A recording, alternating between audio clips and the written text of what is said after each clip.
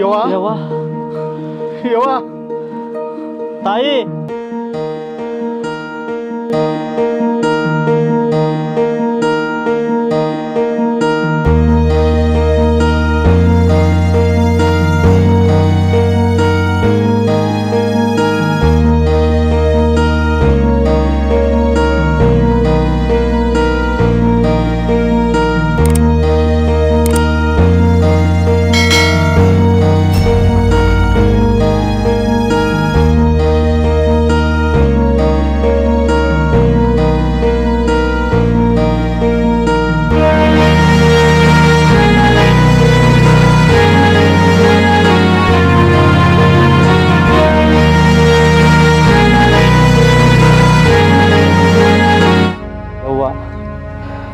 ನಾಲ್ಕು ದಿನದಿಂದ ಹೊಟ್ಟಿಗೂಟಿಲ್ದಂಗೆ ತಿರ್ಗಾಕತ್ತೇವಿ.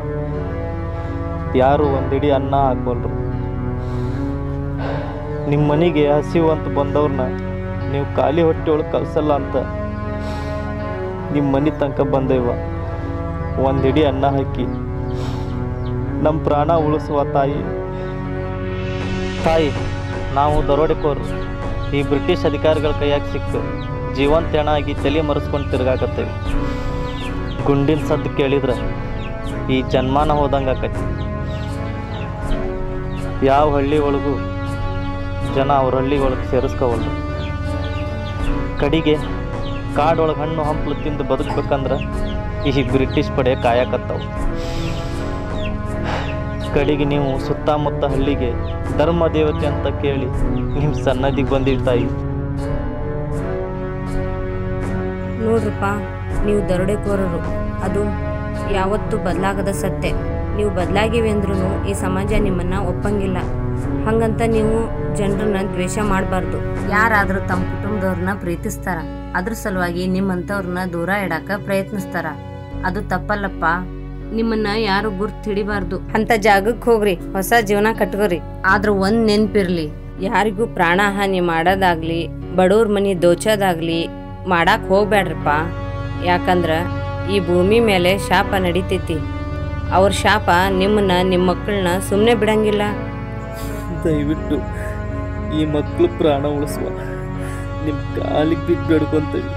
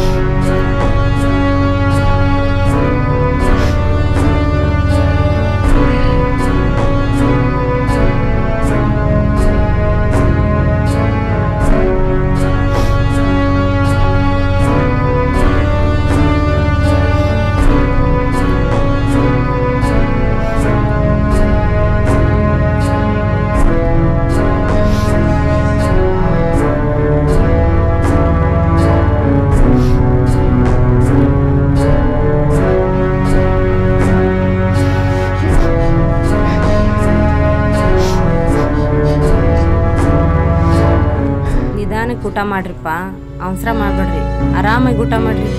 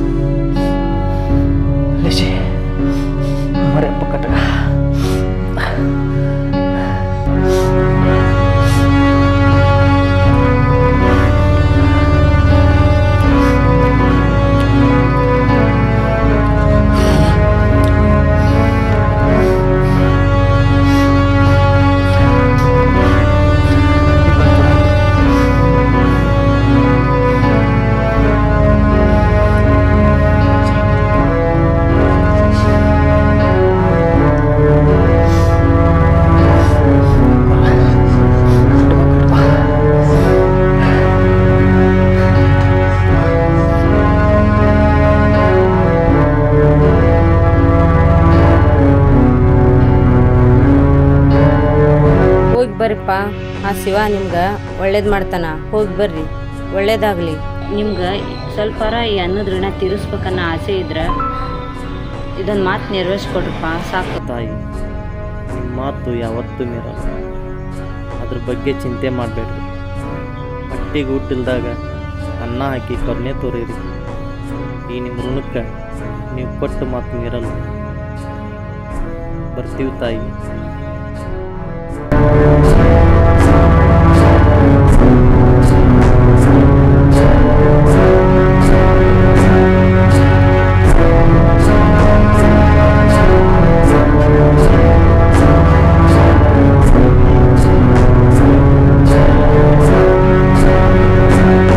ಅನ್ನ ತಂದೆ ಹೇಳಪ್ಪ. ಹೇಳ ಮರಿಯಪ್ಪ, ಹೇಳ. ಎದ್ದೇಳ. ನೀವು ಉಂಡ್ರಲ್ಲ? ನಮ್ದು ಊಟ ಆಗೈತಿ, ನೀ ತಿನ್ನು ಮರೆಯ. ತಗೋ ತಿನ್ನು. ತಡಿ, ನೀರು ತಂದೆ.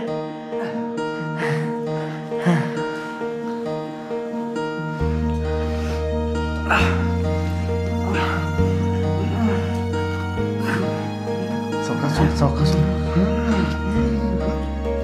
ನೀರು ತಂಬರುವ.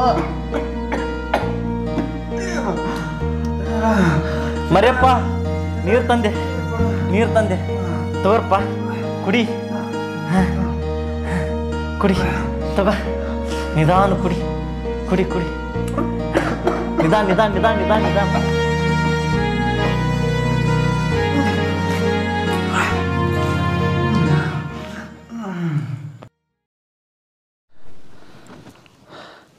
ಹಿಂಗೆ ನಾವು ಗುಡ್ಗಾಡು ಅಡ್ಡಾಡ್ತಿದ್ರೆ ಹೊಟ್ಟೆಗಿಲ್ದಂಗೆ ಸತ್ತು ಹೋಕ್ಕಿವು ನಾವು. ಹಿಂಗೆ ತಿರುಗಿ ಸತ್ತು ಹೋಕ್ಕಿವು. ಸಿದ್ಧ, ನಮಗೆ ಉಳಿದಿರೋದು ಒಂದೇ ದಾರಿ. ನಾವು ಯಾವ್ದಾರ ಒಂದು ಹಳ್ಳಿನ ದರೋಡೆ ಮಾಡಲೇಬೇಕು. ಅದು ಮಾತ್ರ ನಾ ಸತ್ರು ಆಗಲ್ಲ. ಅನ್ನ ಹಕ್ಕಿ ತಾಯಿ ಮಾತನ್ನ ಸಾಯ ಗಳಿಗೆ ಬಂದ್ರೂ ನಾ ಮೀರಲ್ಲ. ಹಂಗಂದ್ರೆ ನಾವು ಉಪಾಸನ ಸಾಯ್ಬೇಕಂತ ಅನ್ಕೊಂಡೇನ?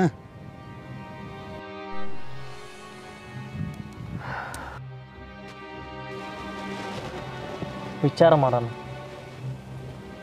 ಈ ಸೀಮ್ಯಾಗ ಜನರಿಗೆ ತೊಂದರೆ ಕೊಡ್ದ ಬದುಕೋಕ್ಕಾಗಲ್ಲ. ಈ ಜನರಿಗೆ ತೊಂದರೆ ಕೊಡ್ದ ನಾವೇನಾರು ತಿನ್ಬೇಕಂದ್ರೆ ಇಲ್ಲಿ ಯಾವ ಹಣ್ಣು ಹಂಪಲು ಗೆಡ್ಡಿ ಗೆಣಸು ಏನು ಸಿಗಲ್ಲ. ನೀವು ಏನಾರು ವಿಚಾರ ಮಾಡ್ರಿ, ವಿಚಾರ ಹೊಳಿತಾವ. ಮುಂದೆ ಆ ದೇವ್ರ ದಾರಿ ತೋರ್ತಾವ. ನನಗೊಂದು ವಿಚಾರ ಬಂದೈತಿ. ರಾತ್ರಿ ಹೊತ್ತು ಜನರು ಮಲಗಿರ್ತಾರೆ. ಆ ಹೊತ್ತನಾಗ ನಾವು ಹಳ್ಳಿಗೆ ನುಗ್ಗಿ ಮನೆಗೆ ದರೋಡೆ ಮಾಡೋಣ. ಆ ಕಡೆ ಜನರಿಗೂ ತೊಂದರೆ ಕೊಡ್ಲಿಲ್ಲಂಗೆ ಇರ್ತೀವಿ, ಈ ಕಡೆ ನಮ್ಮ ಹೊಟ್ಟೆನೂ ತುಂಬತೈತಿ. ಹೆಂಗಂತೀರಿ?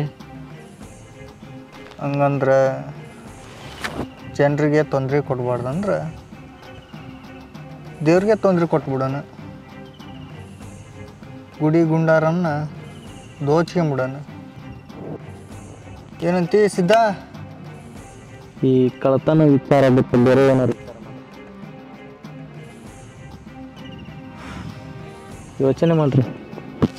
ಹಂಗಂದ್ರೆ ಒಂದು ಕೆಲಸ ಮಾಡಿಬಿಡೋಣ. ಹೊಲ್ದಾಗಿರೋ ದವಸ ಧಾನ್ಯನ ಕಳುವು ಮಾಡಿಬಿಡೋಣ. ಈ ಕಡೆ ಜನರಿಗೂ ಗೊತ್ತಾಗಲ್ಲ, ಈ ಕಡೆ ನಾವು ಕಳುವು ಮಾಡ್ದಂಗೂ ಇರಲ್ಲ. ಜನ ಏನು ತಿಳ್ಕೊಂತಾರೆ? ಯಾವ್ದಾಗ ಕಾಡು ಪ್ರಾಣಿಗಳು ತಿಂದು ಹೋಗ್ಯಾವ ಅಂತ ತಿಳ್ಕೊಂತಾವೆ. ಹೆಂಗೆ ಮಾಡೋಣ? ಬುದ್ಧಿ ಓಡಿಸಿ ಏನಾರು ಮಾಡ್ಬೇಕು ನಾನು. ಅಂಥವೇನಾರು ಯೋಚನೆ ಮಾಡ್ರಿ.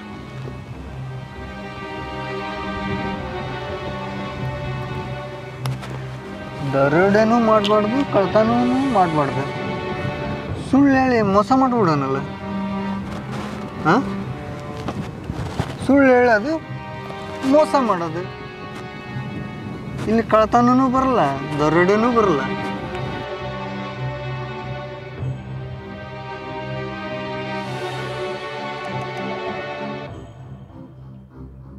ಇರು ಮರೆಯಪ್ಪ, ನಮಗೊಂದು ಉಪಾಯ ಬಂತು. ನಮಗಿರೋದು ಎರಡೇ ದಾರಿ, ಒಂದು ಸುಳ್ಳು, ಒಂದು ಮೋಸ. ಜನರಿಗೆ ನಾವು ಮೋಸ ಮಾಡ್ದಂಗೆ ಆಗಲ್ಲ, ಅದು ಅವ್ರ ದಡ್ತನ ಆಕೈತಿ. ಅವರು ಬುದ್ಧಿವಂತರಾಗಿದ್ರೆ ಅವ್ರಿಗೆ ಲಾಭ, ಅವ್ರು ದಡ್ಡರಾದ್ರೆ ನಮಗೆ ಲಾಭ. ಏನಂತೀರಿ? ಹೌದಲ್ಲ? ಹೌದು. ನೋಡು, ಇಲ್ಲೇ ಹಾವೇರಿ ಅಂತ ಒಂದು ಪಟ್ಟಣ ಐತಿ, ಅಲ್ಲೇ ಕುರಿ ಸಂತಿ ನಡೀತೈತಿ ಅಂತ ವರ್ತಮಾನ ಐತಿ.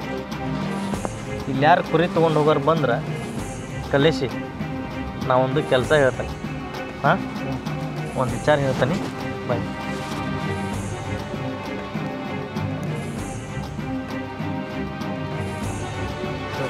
ಇದಕ್ಕೆ ನಾವು ಇಬ್ಬರ ಹೋಗಿ ಬರೋಣ.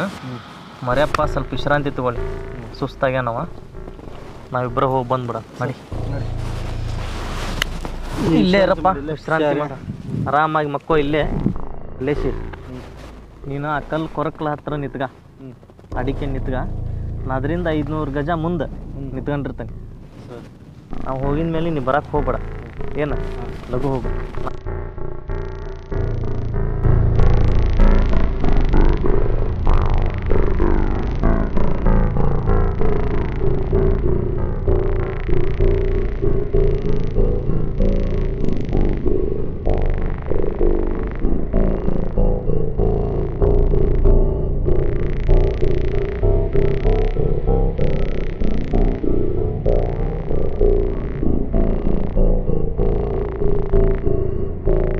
ಅಣ್ಣ ಎಲ್ಲೊಂಟಿ ಅಣ್ಣ?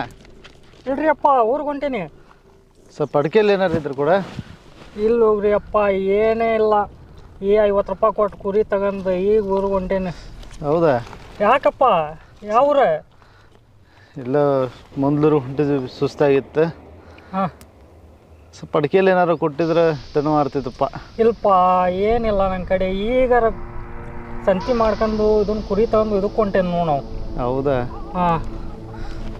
ಅಲ್ಲ, ಇದನ್ನ ನಾಯಿ ಮರಿನ ಯಾಕೆ ಮ್ಯಾಗ ಹಾಕೊಂಡಿ ನೀನು ಹೆಗಲ ಮೇಲೆ? ನಾಯಿ ಮರಿನ? ಹಾಂ. ಯಪ್ಪ ಕಣ್ಣರ ತೆಗೆದು ನೋಡ. ನಾಯಿ ಮರಿನ ಯಪ್ಪ ಅದ? ನೋಡೋದನ್ನ ಏನು ತೊಗೊಂಡು ಹೊಂಟೀನಿ ನೀನು? ಯಪ್ಪ ಕಣ್ಣಾಗ ಏನಾರ ಮಕ್ಕೊಂದು ಗಿಕ್ಕೊಂಡವ ಏನು ನಿನಗೆ? ನಾಯಿ ಮರಿನಪ್ಪ ಯಪ್ಪ ಅದ. ಓಕೆ. ನಾಯಿ ಮರಿನ ಹಾಕೊಂಡು ಹೊಂಟಿಯಲ್ವಾ? ನಾಯಿ ಮರಿ ನಿನಗ ಕಾಣ್ತ? ನಾಯಿ ಮರಿ ನಡಿ, ಮಕ್ಕೊಂಡು ನೋಡಿ ಮನ್ಯಾಗ. ಅವನಿವ ಮಂಗ್ಯಾನ ಮಗ ನಾಯಿ ಮರಿ ಅಂತೀವಿ. ನಾಯಿ ಮರಿ ಕಾಣ್ತ? ಏನು ಕಾಣ್ತೀವಿ? ಕುರಿ ಮರಿ ನಾಯಿ ಮರಿ ಅಂತ ಅವಂಗ ಕಾಣುವ ಏನು ಕಣ್ಣಾಗ?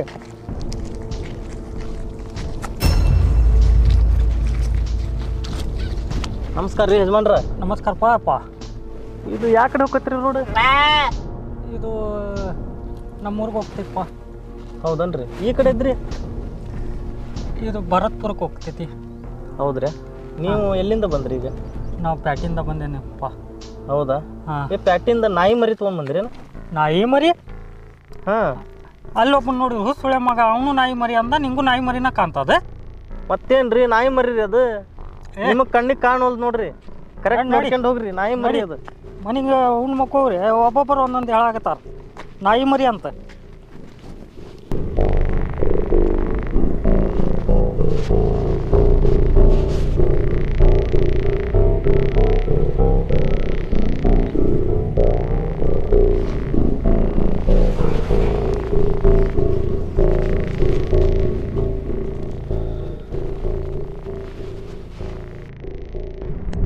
ನಾಯಿ ಮರಿ ಅಂತ, ಕುರಿ ಮರಿ ಅದು.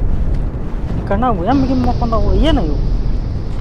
ಅವ್ರು ಒಬ್ಬನ ನೋಡಿದ್ರೆ ನಾಯಿ ಮರಿ ಅಂದ, ಮತ್ತೊಬ್ಬನ ನೋಡಿದ್ರೆ ಅವನು ಬಂದು ನಾಯಿ ಮರಿನ ಅಂದ. ನನಗೆ ಏನರ ಭ್ರಮೆ ಗಮೆ ಆಗಿಬಿಟ್ಟೈತಿ. ನಾನು ನಾಯಿ ಮರಿ ತಂದಿಲ್ಲ, ಕುರಿ ಮರಿ ತಂದೇನೆ.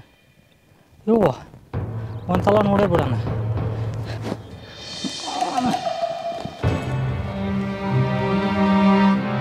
ನಾಯಿ ಮರಿನ ನೋಡಿದ್ರೆ ಅವನು ಅದ ಅಂದ ನಾಯಿ ಮರಿನ, ಅವನು ನೋಡಿದ್ರೆ ನಾಯಿ ಮರಿನ ಅಂತ. ಏನು ನಾನು ಕುರಿ ತಗೊಂಡು ಬಂದು ಇಲ್ಲ ದೇವ್ಗೆ ಇವು ಕೊತ್ಕೊಂಡು ಬಂದು ನನಗೊಂದು ಗೊತ್ತಾಗೋಲ್ತ ಯಾವ.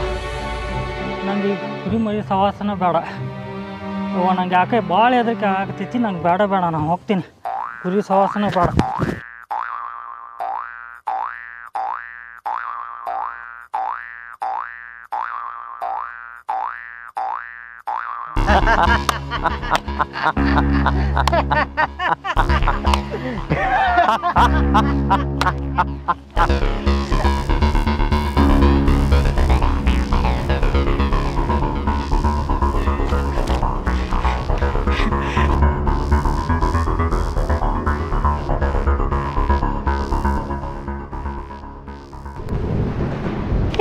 ಮರಿಯಪ್ಪ ಅನ್ನ ಕೇಳಿದ್ದೆ ಕುರಿ ಕುರಿ ತಂದವೆ.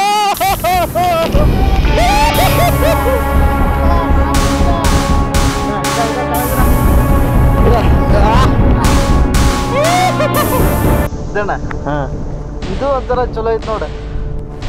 ಜನರದ್ದು ದಡ್ತನ ಉಪಯೋಗಿಸ್ಕೊಂಡೆ ನಮ್ಮಂಥರ ಹೊಟ್ಟೆ ತುಂಬಿಸ್ಕೊಳೋದು.